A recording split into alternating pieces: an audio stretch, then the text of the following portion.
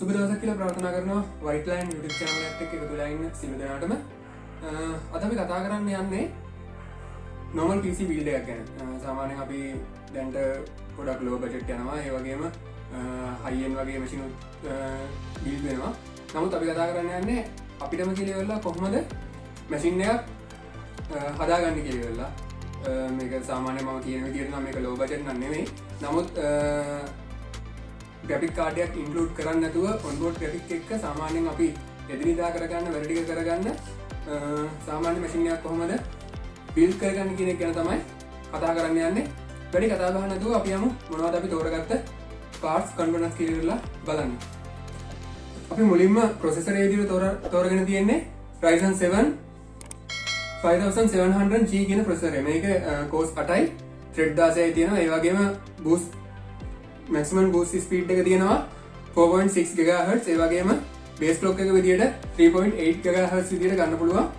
මේක සාමාන්‍යයෙන් අපිට on board graphic නැතුව Premiere Pro ඊට පස්සේ Photoshop වගේ ඒවා lag වෙන්නේ නැතුව ප්‍රශ්නයක් නැතුව වැඩ කරගන්න පුළුවන් කියන එක මම මේක include කරලි වෙලා වැඩ කරගෙන යන අතරතුරේ තමයි මට තේරුනේ.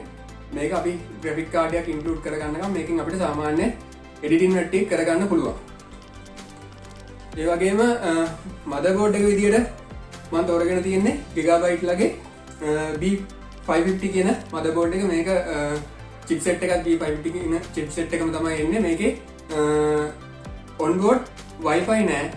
නමුත් මේක සාමාන්‍යයෙන් අපේ තියෙන බජට් එකේ හැටියට Wi-Fi board එකක් ගන්නවට වැඩිය මේක අරගෙන Wi-Fi card එකක් වෙනම include කරගත්තත් අපිට සාමාන්‍යයෙන් එච්චර ලොකු මුදලක් යන්නේ නෑ. 40000කටත් අඩු මුදලක් තමයි යන්නේ. මේකේ DDR4 RAM support කරනවා. ඒ වගේම RAM slot 4ක්, NVMe 2ක්, ඊට අමතරව PCI Express slot 2ක් වගේම eout එක විදිහට තියෙන DVI එකක්. අනිවාර්යෙන් මතක ඇතුව මෙන්න මේ Gigabyte motherboard එකට යනවා නම් මේකේ HDMI cable වලින් output එක ගන්න පුළුවන්. නමුත් මේක VGA cable එකකට output යන්නේ DVI cable එකක් තමයි තියෙන්නේ. ඒක අනිවාර්යෙන්ම මතක තියාගන්න. මෙන්න මේ Gigabyte B550 කියන motherboard එක use කරනකොට. ඒකෙම RAM kit එක විදිහට තෝරගෙන තියෙන්නේ 8GB RAM kit එකක්. මේක Corsair brand එකේ Vengeance කියන RAM kit එකක් තමයි තෝරගෙන තියෙන්නේ. මේකේ speed එක 3200 MHz විදිහට තමයි තියෙන්නේ. එතකොට සාමාන්‍යයෙන් අපි onboard graphic එක යන PC මේ processor එකක් use කරනවා නම් උපරිම අපිට මේ RAM kit එක upgrade කරගන්නකම් 16GB RAM kit එකක් හොඳටම ඇති මේ තියෙන වැඩ ටික කරගන්න. අපි මොකද NVMe එකක් include කරන නිසා අපිට සාමාන්‍යයෙන් වැඩ ටික හොඳට කරගන්න පුළුවන්. අනිවාර්යයෙන්ම RAM kit එක 16GB තිබ්බනම් හොඳටම ඇති. ඊට අමතරව මම මගේ flash memory විදිහට තෝරගෙන තියෙන්නේ Toshiba brand එකේ එන 1TB hard drive එකක්. මේකත් සාමාන්‍යයෙන් අපේ වැඩවලට ඇති.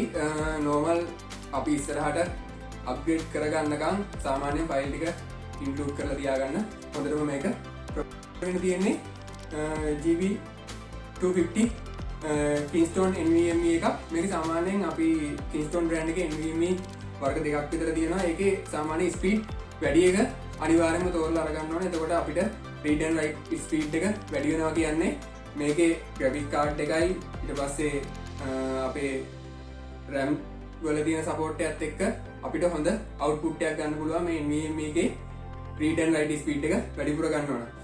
ඒ වගේම මම කිව්වා motherboard එකේ onboard Wi-Fi නැහැ කියලා වෙලා. ඒ නිසා මම TP-Link ලගේ Wi-Fi card එක තමයි මම මේකට use කරන්නේ මගේ Wi-Fi connection එක ගන්න. ඊට අමතරව මම power supply එක විදියට Corsair brand එකේ එන 550 කියන power supply එක තෝරගෙන තියෙනවා. මේකත් power supply එක අනිවාර්යයෙන්ම අපි ගන්නකොට අපේ තියෙන fan මේ දේවල් එක්ක compare කරලි වෙලා බලලා power supply එක අනිවාර්යයෙන්ම ගන්න. මේ දේවල් ගැන වැඩිපුර වීඩියෝ ඕන තරම් YouTube එකේ තියෙනවා. ඊට අමතරව අනිවාර්යයෙන්ම අපි machine එක build කරනකොට අපිට වැදගත් වෙන දේ තමයි UPS එක. මේක අනිවාර්යයෙන්ම ගන්න ඕනේ. මොකද අපි ගොඩක් කට්ටිය UPS එකකට යන්නේ නැහැ මේ power supply එක කෙලින්ම direct කරන් දෙන නිසා. නමුත් මේ machine එක ගොඩක්ම ප්‍රශ්න ඇති වෙන ලොකුම හේතුවක් තමයි මේ power supply එක නැතුව. මොකද එකපාරට current එක ගියයින් පස්සේ අනිවාර්යයෙන්ම motherboard එකේ issues එන්න පටන් ගන්නවා. අන්න ඒක නැති කරගන්න අපි power supply එකට අනිවාර්යයෙන්ම යන්න ඕනේ. මොකද අපේ ඒ කරන වැඩ ටික save කරලි වෙලා machine එක shut down කරගන්න අපිට අනිවාර්යයෙන්ම power supply එකක් ඕනේ. හොඳයි මම ඩිස්ප්ලේ එක විදිහට තෝරගෙන තියෙන්නේ BenQ කියන බ්‍රෑන්ඩ් එකේ ඩිස්ප්ලේ එකක්. මේක Game Dash කියන බ්‍රෑන්ඩ් එකේ කේසින් එකක්. මේක tempered glass එකක එන කේසින් එකක්. front එකේ RGB light එක pan 3ක් include වෙනවා. ඒ වගේම back එකෙත් එක pan එකක් include වෙනවා. මේකේ හොඳට ඉඩ තියෙනවා අපේ motherboard එකේ. ඒ වගේම අපිට cooling වෙනම separate cooling එකක් යනවා නම් cooling එක high කරන්න. ඒ වගේම ඊට පස්සේ අපේ power supply එකට වෙනම compartment එකක් තියෙනවා. ඒ වගේම cache memory එක තියන්න වෙනම compartment එකක් තියෙනවා. මේක ඇත්තටම dust proof විදියට එන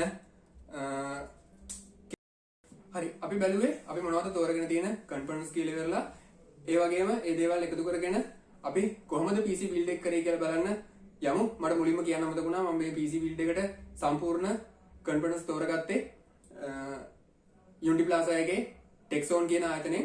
සාමාන්‍යයෙන් මම quotation 3-4ක් ගත්තා Notec එකකින් ඒ වගේම sense.lk එකකින් ඊට පස්සේ Chama computer එකකින් වගේම දැන් 3-4කින්ම quotation අරගෙන මට low price ටික ආවේ Texon එකෙන් තමයි. Texon එකේ සාමාන්‍යයෙන් අනිත් ඒවාට රුපියල් 1000-1500 විතර වගේ අඩුවක් තියෙනවා. ඒක ඔයගොල්ලෝ choice එක අනුව තෝරගන්න ඕනේ.